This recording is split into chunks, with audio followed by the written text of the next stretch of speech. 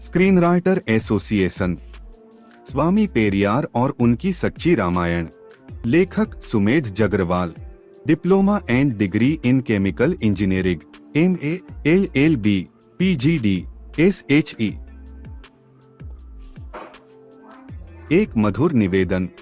भारत में समय समय पर बहुत से महापुरुष उत्पन्न हुए हैं, उनमें स्वामी पेरियार भी एक महान विभूति थे, जिन्होंने देश की एकता और अखंडता के लिए महान कार्य किया। देश में फैली कुरीतियों को मिटाने के लिए उन्होंने जीवन भर सतत संघर्ष किया और वे अपने संघर्ष में सफल भी हुए। भारत देश में कुरीतियों को उत्पन्न करने वाले अश्लील ब्राह्मणी ग्रंथ ही रहे हैं। ऐसे ग्रंथों की आंतरिक सामग्री को उजागर करके उन्होंने ब्राह्मणी व्यवस्था में खलल मचा दिया। ब्राह्मणी ग्रंथों को अश्लील, काल्पनिक और मनगढ़ंत प्रमाणित कर दिया। उनके ऐसे लेखन को देश के उच्चतम न्यायालय ने भी प्रमाणों के आधार पर मुहर लगा दी थी। उनके द्वारा लिखी गई सच्ची रामायण देश में उपस्थित सभी रामायणों के तथ्यों के आधार पर लिखी गई है, जिसमें कुछ भी असत्य नहीं है। जब सच्ची रामायण जैसे ग्रंथों के माध्यम से ब्राह्मणी लोगों की असलियत सामने लाई जाती है तो वे तिलमिलाने लगते हैं। रामायण एक काल्पनिक और भारतीय लोगों को नीचा दिखाने के लिए लिखी गई एक मनगढ़ंत कथा है, जिसका कोई भी प्रमाणिक आधार नहीं है। रामायण के चरित्रों में ऐसा कुछ भी नहीं है कि उनकी आराधना की जाए। रामायण के लेखक और चरित्र सभी धूर्त और मूर्ख रहे हैं, जिनकी भारतीय लोगों को ऐसे अश्लील ग्रंथों के माध्यम से दिग्भ्रमित करने की और अपने काल्पनिक भगवानों के मनगढ़ंत चमत्कारों के माध्यम से गुलाम बनाए रखने की घटिया सोच रही है, जिससे वे निकम्मे बनकर भारतीय लोगों की मेहनत पर गुलछरे उड़ाते रहें और भारतीय लोगों का शोषण करते रहें और ब्राह्मणी लोग उन्नति के मार्ग पर अग्रसर होते रहें। देश की एकता, अखंडता और मनुष्य जाति के हित के लिए रामायण में ऐसा कुछ भी नहीं है कि उसका अनुसरण किया जाए। स्वामी पेरियार और उनकी सच्ची रामायण पुस्तक को स्वामी पेरियार के तथ्यों के आधार पर विज्ञानी तर्कों के आधार पर एक नए सिरे से सुसज्जित किया है, जो कि ब्राह्मणी ग्रंथों के पाखंडों को उजागर करने के लिए नितांत आवश्यक हैं। ये पुस्तक ब्राह्मणी लोगों को आरंभ में कड़वी लगेगी, परंतु वे लोग देश हित और संपूर्ण भारतीय समाज के हित के संबंध में सोचेंगे तो ये ही पुस्तक उनको मधु अर्क की तरह मीठी लगेगी। देश से पाखंड और अंधविश्वास को मिटाकर देश में हर मनुष्य की सुख शांति के लिए विज्ञान की सतत अविचल धारा का विचरण करने के लिए ये पुस्तक बहुत ही खरी उतरेगी। भारतीय मनुष्यों में जाति, धर्म, पाखंड, अंधविश्वास और काल्पनिक भगवानों के जो मनोविकार भरे हुए हैं, उनसे छुटकारा मिलेगा। धन्यवाद। Sumedh Jagarwal.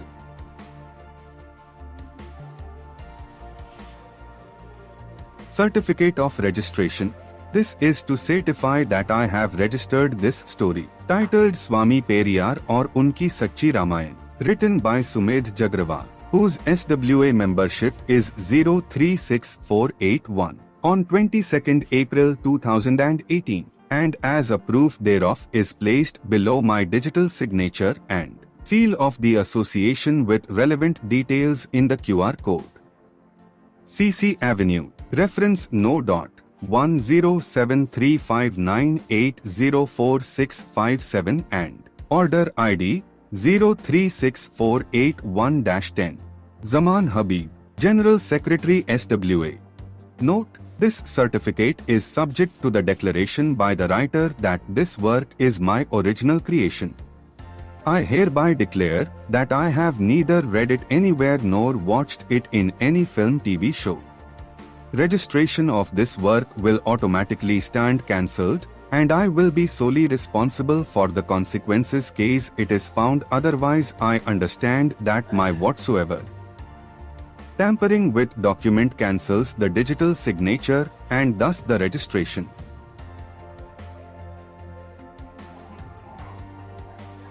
SWA, screen writer association, Swami Periyar और उनकी सच्ची रामायण।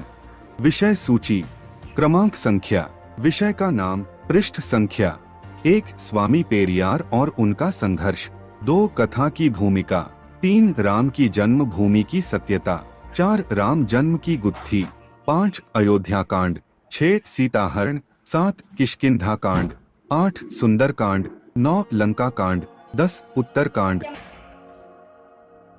3 राम की जन्म भूमि की सत्यता। जितनी भी सभ्यता विकसित हुई हैं, वे नदियों और घने जंगलों के किनारे ही विकसित हुई हैं। उस समय मनुष्य खाने और पीने के लिए प्राकृतिक स्रोतों पर निर्भर रहता था। गंधर्वों का गांधार देश सिंधु घाटी सभ्यता में सिंधु नदी के दोनों किनारों पर विकसित हुआ था। गंधर्वों के गांधार की पुष्टि ऋग्वेद, रामायण एवं महाभारत से होती है। दशरथ द्वारा किए गए अश्वमेध यज्ञ में उनकी ससुराल सिंधु घाटी के कई राजाओं का वर्णन आया है। वाल्मीकि रामायण। वाल्मीकि रामायण का लेखन और रामायण की घटना का वृतांत सिंध घाटी की सभ्यता के बाद का प्रमाणित होता है। भरत ने अपने नाना केकयराज अकपति के आमंत्रण और उनकी सहायता से गंधर्वों के देश गांधार को जीता। इससे सिद्ध होता है कि अयोध्या नगरी भी सिंधु घाटी सभ्यता के आसपास ही थी। महाभारत युद्ध के बाद परीक्षित के वंशजों ने कुछ पीढ़ियों तक वहां अधिकार बनाए रखा। वर्टिकल बार महाभारत की घटना भी सिंध घाटी के बाद की है। सिंधु सभ्यता के लोग नागवंशी भी कहलाते थे, इसलिए जन्मेजय ने अपना नागयज्ञ भी वहीं किया था। ऐसा वाल्मीकि रामायण की पृष्ठ संख्या 1016 सर्ग 101 उत्तरकांड में लिखा है। इससे प्रमाणित है कि वर्तमान अयोध्या राम की जन्मभूमि नहीं है। वाल्मीकि रामायण में बुद्ध को नास्तिक कहकर उन्हें मारने की बात लिखी गई है। राजा आम्भी, चंद्रगुप्त मौर्य, बिंदुसार सम्राट अशोक, कनिष्क इत्यादि का अधिकार तक्षशिला अर्थात सिंधु घाटी पर बना रहा। वर्टिकल बार हमारे देश का नाम भारतवर्ष रहा है और भारतवर्ष में 16 महाजनपद रहे हैं, जिनमें अयोध्या का नाम अंकित नहीं है। इससे सिद्ध होता है कि उस समय भी अयोध्या नहीं थी। यदि अयोध्या राम की जन्मभूमि रही होती तो सिंध घाटी की तरह अयोध्या में भी राम के प्रमाण मिलते। अभी तक अयोध्या में ऐसा कोई भी प्रमाण नहीं मिला है। इक्ष्वाकु वंश के समस्त राजाओं ने कपिलवस्तु पर राज्य किया है। इक्ष्वाकु वंश की उत्पत्ति कपिलवस्तु की है और कपिलवस्तु को ही जनतंत्र होने के कारण अयोध्या कहा गया है। इक्ष्वाकु राजाओं की भाषा पाली रही है और राम की भाषा संस्कृत रही है, इसलिए राम इक्ष्वाकु वंश के नहीं थे। भारतवर्ष में आम लोगों की जानकारी के लिए जितने भी प्राचीन शिलालेख हैं, उन पर पाली भाषा ही है, संस्कृत नहीं। इसका तात्पर्य है कि राम की भारतीय लोगों के साथ वार्तालाप काल्पनिक है। राम का भारत में ऐसा कोई भी शिलालेख नहीं है जिसमें राम ने भारतीय जनता को संस्कृत भाषा में कोई संदेश दिया हो। इसका मतलब है कि रामायण के सभी पात्र काल्पनिक हैं।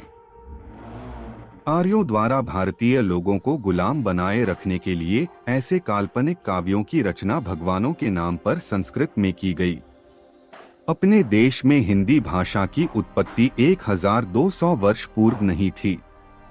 यदि रामायण के पात्र हिंदी बोलते थे तो रामायण की घटना 1200 वर्ष से अधिक की नहीं है।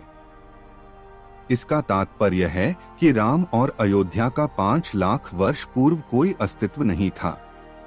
उक्त वार्तालाप से पुष्टि होती है कि मनुष्य की उपस्थिति भारत में 74,000 वर्ष से ही है और वह 10,000 वर्ष पूर्व तक नंगा रहता था, इसलिए 5 लाख वर्ष पूर्व राम का अस्तित्व बताना एक पाखंड है। 7,000 वर्ष पूर्व सिंह सभ्यता के अतिरिक्त भारतवर्ष में कोई भी सभ्यता विकसित नहीं हुई थी, इसलिए 5 लाख वर्ष पूर्व अयोध्या का अस्तित्व बताना एक पाखंड है। विदेशी आर्यों का चित्रण वेदों में किया गया है। वर्तमान में यह प्रमाणित हो चुका है कि आर्य लोग यूरोपीय मूल के थे, जो कि विचरण करते हुए मध्य एशिया में आए और मध्य एशिया से उनका आगमन भारत की तरफ हुआ। आर्य लोग लंबे कद और गौर वर्ण के थे। उनकी भाषा संस्कृत और चरवाहों की अश्लील संस्कृति थी। ये लोग भारतीयों की अपेक्षा युद्ध में अधिक पारंगत थे, जो कि आर्यों और अनार्यों के वेदों में वर्णित संघर्ष से प्रमाणित होता है। भारतीय लोग कद में छोटे एवं काले रंग के थे, जो कि कृषि के कार्य में कुशल थे, और उनकी भाषा द्रविड़ थी। आर्यों का रहन सहन घुमक्कड़ एवं पशुपालन था। ठंडे स्थलों में रहने के कारण ये लोग मांस मदिरा का ही प्रयोग करते थे। ठंडे देशों में आज भी गौ मांस एवं मदिरा का ही प्रयोग 100% किया जाता है। उन ठंडे देशों में कोई भी व्यक्ति बिना मांसाहार के जिंदा नहीं रह सकता है। प्राचीन काल में भारत को छोड़कर संसार के सभी देशों में गौ मांस का ही भक्षण किया जाता था, और भारत में आर्यों के आने के बाद गौ मांस का भक्षण किया जाने लगा और आज भी किया जाता है। आर्य लोगों का रहन सहन घुमक्कड़ होने के कारण वे अपने पालतू पशुओं का ही मांस खाकर जीवन यापन करते थे। प्राचीन काल में जहां गाय मांस को भूना जाता था, वेदों में उसका नाम यज्ञ के नाम से जाना जाने लगा। भारतीय लोगों द्वारा आर्यों की इस प्रथा का विरोध किया जाता था, तो उनको धर्म विरोधी घोषित करके राक्षस या दैत्य के नाम से अपमानित किया जाता था। वेद, रामायण एवं महाभारत काल में भी ऐसी घटनाओं की कोई कमी नहीं थी। कुछ लोग वृतांत देते हैं कि उन युगों में नारी का बहुत ही मान सम्मान था, जबकि समस्त धार्मिक ग्रंथों से एक ही बात प्रमाणित होती है कि उन कालों में नारी ऋषि मुनियों की हवस का शिकार रही हैं। ऋग्वेद के अनुसार राजा हरिश्चंद्र के पिता त्रिशंकु ने एक नवविवाहिता पत्नी का अपहरण कर उसके साथ व्यभिचार किया। राजा इंद्र के पुरोहित बृहस्पति की पत्नी तारा को वनस्पतियों का स्वामी वनमंत्री चंद्र भगा ले गया था और उसके साथ व्यभिचार किया, जिससे बुध नामक पुत्र उत्पन्न हुआ। वही पृष्ठ 193 भागवत पुराण से स्पष्ट है कि स्वयंभुव अर्थात ब्रह्मा के मन में अपनी अबला और मोहक पुत्री वाच के प्रति कामुकता जगी और उसके साथ व्यभिचार किया। मुनियों और उनके पुत्रों ने अपने पिता के कुकर्म पर उन्हें फटकारा, तुमने ऐसा किया जो तुमसे पहले किसी ने नहीं किया, न तुम्हारे बाद कोई ऐसा करेगा। क्या तुम्हें अपनी पुत्री से विषय भोग करना चाहिए था? अपने उन्माद को क्या तुम रोक नहीं सकते थे? संसार के तुम्हारे जैसे गौरवशाली व्यक्ति के लिए यह प्रशंसनीय नहीं है।